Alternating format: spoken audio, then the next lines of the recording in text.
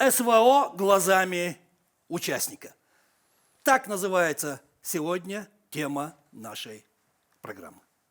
Ассаламу алейкум, добрый вечер, дорогие друзья. Это программа «Актуальная тема» на телеканале «Войнах». И заместитель командира ОМОН Ахмат Грозный, управление Росгвардии по Чеченской Республике, подполковник полиции Юсуп Улашев. И заместитель командира роты ОМОН Ахмат Грозный, старший лейтенант полиции Бекхан Беширханов, с которым мы и поговорим, как там в зоне специальной военной операции.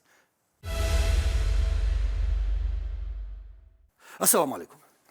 Маш Волшиш.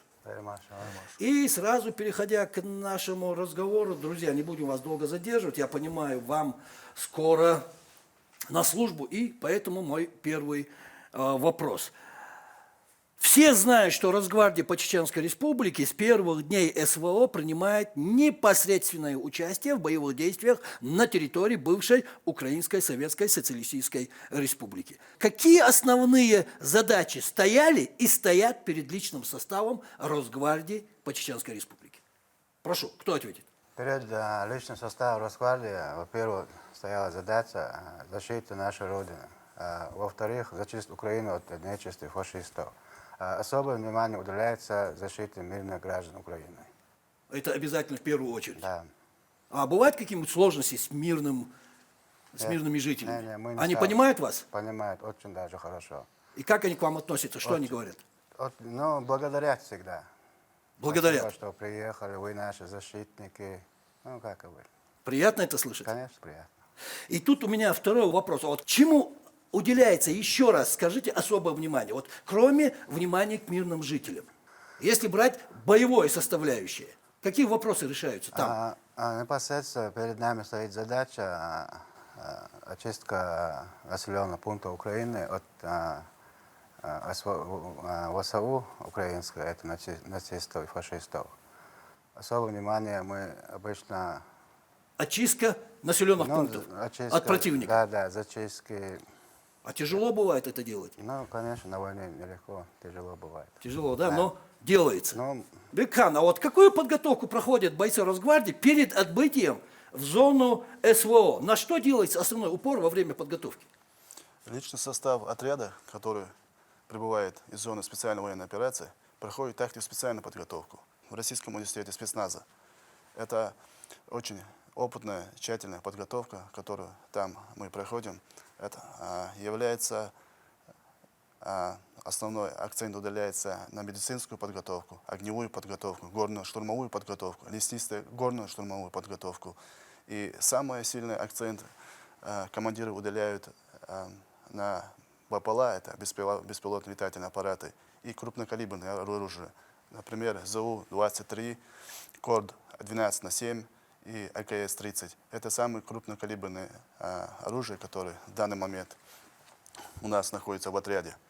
И у нас такого оружия не было. Благодаря главе Чеченской Республики, герою России Рамзану Ахматовичу Кадырову, у нас появилось такое вооружение. Сейчас проходим практику.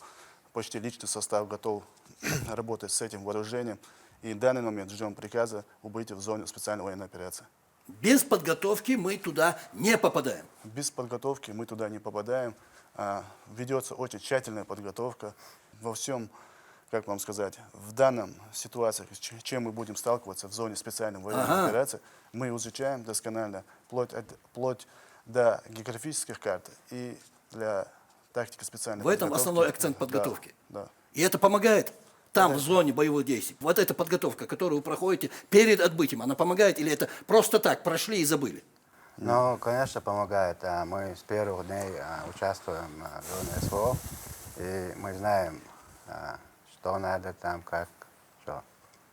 Хорошо. Очень приятно это слышать. И очень приятно слышать, что оружие тоже есть. А хватает оружия? Оружия хватает.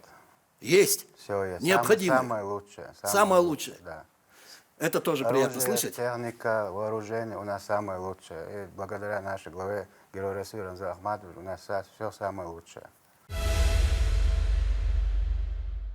Смотрите, ребята, мы знаем, что бойцы Росгвардии, все бойцы России, там, в зоне СВО, ежедневно сражаются за мирное небо над головами тех, кого неонацисты буквально истребляли. Это знают все, это знает весь мир. И тут такой вопрос у меня. А что было бы, если бы мы не начали военную операцию год назад, 24 февраля? Что было бы тогда? Если мы 24 февраля год назад не начали бы специальную военную операцию, то буквально на следующий день натовский контингент с помощью Украины, с помощью бандеровцев, с помощью этих неонацистов начали бы специальную военную операцию против нас. За счет, как мы начали первыми специальную военную операцию, благодаря тактике и сплоченной команде главы Чеченской Республики, верховному главнокомандующему Владимиру Владимировичу Путину, мы спасли сотни тысяч жизней людей. Мы опередили. Опередили. Сработали на опережение. На опережение. И это было значимо. Это было значимо, потому что если мы подождали бы, пока украинцы нападут на нас, то пострадали бы те граничащие регионы, города, и нам было бы тяжело вытеснять их отсюда к своей территории. Но в данный момент мы идем очень хорошо, зона специальной военной операции двигается вперед, группировка «Ахмат», Министерство обороны, и все идут полноценно вперед. И, как сказал глава Чеченской Республики, рано или поздно победа будет за нами. Смотрите, ребята, есть такое мнение у некоторых людей, у некоторых граждан, что надо было подождать, дождаться, когда укропы сами на нас нападут, и тогда ударить в ответ, мол, тогда нас бы не называли агрессорами и оккупантами. Так ли это, ваше мнение? Ну, тогда не понимали. Спрашиваю у вас как военных, как участников СВО. Тогда многие не понимали, но сейчас сам Запад признался в этом, что Минские соглашения лишь было поводом для накачки Украины оружия. Нам нельзя было ждать. Я вас правильно понял, да? Да. Нам нужно было идти на опережение, что и было сделано. Да. Запад не хочет мира. Чем быстрее это поймет украинский народ, тем быстрее это закончится. Вот тут я с вами 100% согласен. А вот что помогает нашим войскам, Росгвардии, уверенно противостоять всем украинским боевикам и наемникам? Сами укропы, я говорю так, укропы, постоянно говорят о том, что скоро они будут вооружены или уже вооружены современной техникой, мы перейдем в наступление и всех опрокинем. Ваше мнение? Нашим войскам помогает их храбрость, бесстрашие и патриотизм. Накачка оружия, Запад уже 2014 года накачивает оружие. И никак закончить не могут. Да. И вот эти слова, что мы победим Россию, Нет. как они заявляют, вот к нам поступят новые танки, Леопарды, Абрамсы, вот их победим, мы пойдем в атаку. Разницы нету, какие бы там танки не были. Никакой разницы. Нет. Этого зверя мы не боимся. Ну, не боимся. Это самое главное. И тут такой вопрос, ребята. Насколько хорошо укомплектованы техникой наши бойцы, то есть вы? Техникой, с вооружением и с оснащением у группировки «Ахмат» никогда не было проблемы. Все хватает для победы? Все хватает, потому что те отряды, те батальоны, те полки, которые убывают из Чеченской Республики, всеми оснащены, потому что перед отъездом глава республики, герой России Рамзан Ахматович Кадыров, уделяет очень сильное внимание на те полки, батальоны, которые убывают. Хватает ли у них все с оснащением, с боеприпасом, с техникой? Никогда такого проблемы не было. У нас было 3 командировки в зону СВО. 3 уже? 3. И никаких проблем с оснащением, с техникой мы никогда не сталкивались. Всего достаточно. Всего достаточно. Кстати, как выяснилось, наш противник очень боится прямого боевого столкновения с подразделениями из Чеченской Республики и всячески старается его избегать, полагаясь на артиллерию. Это правда? Правда. Да. При взятии Попасной то же самое было. Они всегда, когда мы ходили на штурм, отходили всегда, использовали артиллерию, а позиции свои бросали всегда. Бегут. Да.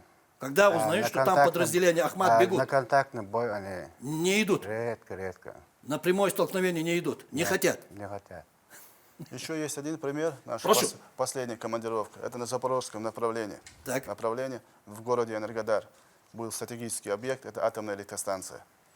охраняли атомную электростанцию, и группировка Ахмат находилась на передовой линии на Каховском водохранилище. С того времени, как мы туда убыли, было два попытки высадки речного десанта и воздушного десанта. Первый десант высадился 19 октября, отбили, группировка Ахмат стояла впереди, и до последнего вместе с командиром стояли и отбивались, и до последнего отбили атомную электростанцию. В данный момент тоже наше подразделение там находится и удерживает атомную электростанцию, самая большая атомная электростанция в Европе. И в данный момент поставлена задача главой Чеченской Республики, мы справляемся, и никаких проблем там нету. Хорошо, вы говорите, никаких проблем нету. Так думают все наши ребята? Конечно, все так думают, потому что это наша профессия, мы ее выбрали. Профессия. Это наш долг. Долг, профессия. Защищать Родину. Профессия. Хорошо сказано. Мы живем в Российской Федерации, и обстоятельства надо исполнять. Мое уважение, огромное уважение. Ребята, мы понимаем, что война – это тоже работа, что тут тоже нужно отдыхать. Вот как организована сменяемость на позициях, скажем так, передавая отдых? Чем заполнен перерыв в работе? Как организован быт после работы? Я говорю, работа, как бы это ни звучало. Где и как поспать? Есть такая возможность? Где помыться, где себя привести в порядок, когда отходите на отдых с позиции? Как тут у нас дела? Личный состав, который находится на передовой, он меняется определенно через несколько дней. Это было определенное время, поставлено командиром и заместителем командира отряда. Никаких проблем с пересменкой тех людей, которые находились на передовой, у нас никогда не было. Потому что был быт, было место, где можно было искупаться, переодеться. Но в основном мы не рассчитывали, чтобы искупаться, переодеться. Ну, это понятно, Вот, да. понятно. Но все-таки... Мы на это не рассчитывали. Ну, такое, как сказать вам, удобство нам было составлено. Потому Вот, что... хорошо сказали, удобства. Они есть. Да. Как бы сложно не было, но удобство есть. Где помыться, где почиститься, где себя привести в порядок, где отдохнуть. Есть такая возможность? Есть. Да, да. Но мы тщательно скрываем эти места. Но это понятно, Для это понятно. безопасности личного состава. Главное, чтобы наши телезрители знали, что и на отдых отводится время, Конечно, что конечно. ребята тоже отдыхают, они всегда так находятся на передовых позициях. Наши бойцы отличились мужеством, бесстрашием и героизмом, особенно командир нашего отряда Анзор Бесаев. Куда бы мы ни шли, куда бы мы ни штурмовали, он всегда был перед нами. Нет такого командир подчиненный. Нет, командир нет. всегда с Он вами, всегда с командиры нами, всегда да. впереди. Всегда впереди стоит. Это всегда. Всегда. Третий командировку всегда впереди. Мы это можем подтвердить, потому что личный состав, который находился в зоне СВО, Вы сами командиры. Вот извините, что я так спрашиваю, но и все-таки. Прошу. любой, если вытащить бойца из личного состава ОМОН Ахмат Грозный, может подтвердить, что Бесаев Анзор Саладинович постоянно был рядом, потому что он очень молодой тактический командир и всегда был с нами рядом в любой ситуации. В любой ситуации нас поддерживал, как заместитель командира отряда. Вот смотрите, ребята, вы заместитель командира ОМОН, вы заместитель командира роты. Вот о чем вы говорите со своими подчиненными, с друзьями, с однополчанами, я бы так сказал. Вот минуту отдыха. Вот о чем идет разговор основной у вас? Минуту отдыха у нас уделяется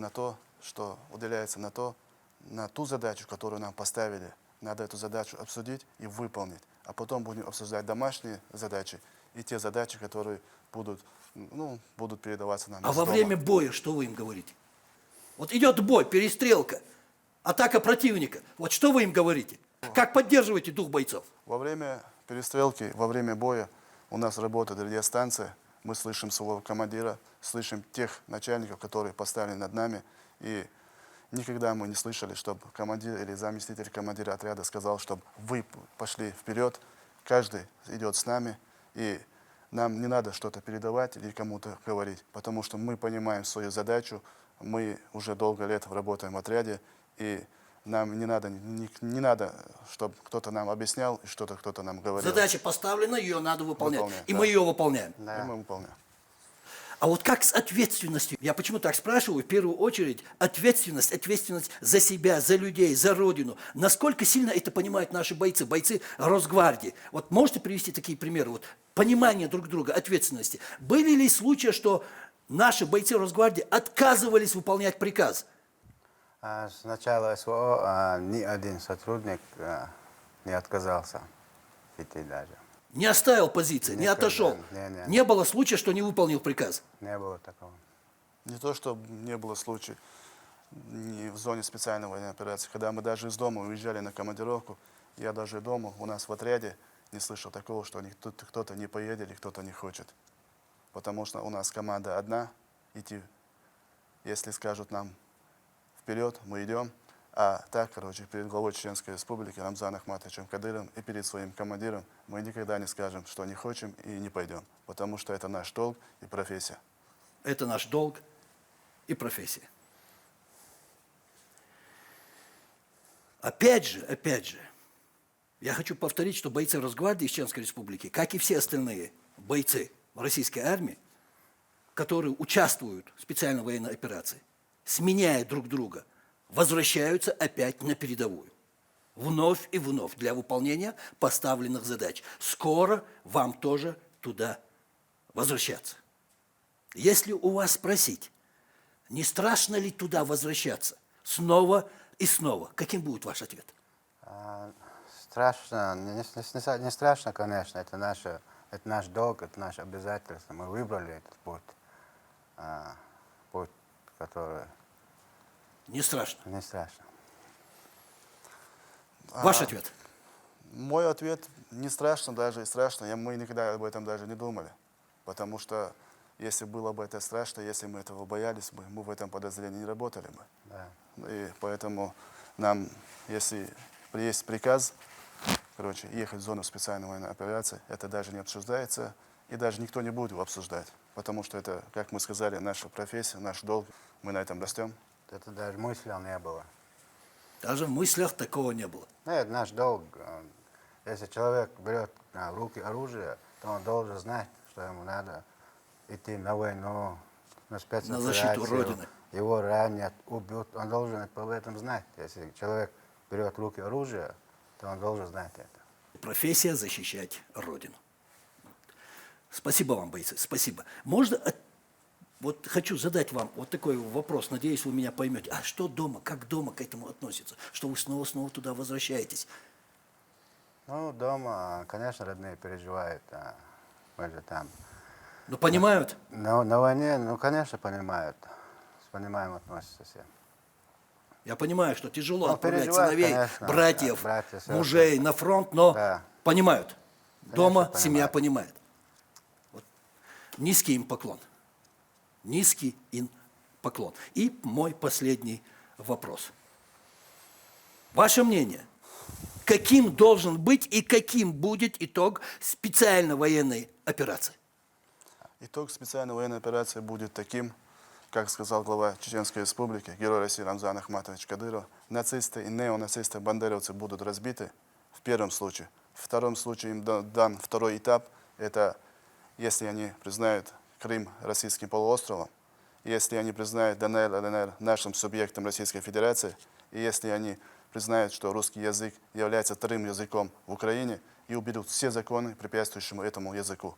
И я думаю, рано или поздно, как сказал заместитель командира отряда, рано или поздно мы победим. Победа будет За нами. За нами. Это по-любому. Итог только один. Освобождение Украины от Запада. От нацистов. Ну, одни и то же. Ну, это одни и тоже хорошо подчеркнули. Победа будет за нами. Спасибо. Спасибо, что пришли, ответили на наши вопросы, высказали свое мнение. Всех вам благ. Удачи. Берегите себя. А на сегодня это все. Это была программа «Актуальная тема» на телеканале «В войнах». И заместитель командира ОМОН Ахмат Грозный, управление Росгвардии по Чеченской Республике, подполковник полиции Юсуп Улашев. И заместитель командира роты ОМОН Ахмат Грозный, старший лейтенант полиции Бекхан Бешерханов. И напоследок, дорогие друзья, не болейте, будьте здоровы. И помните, победа будет за нами.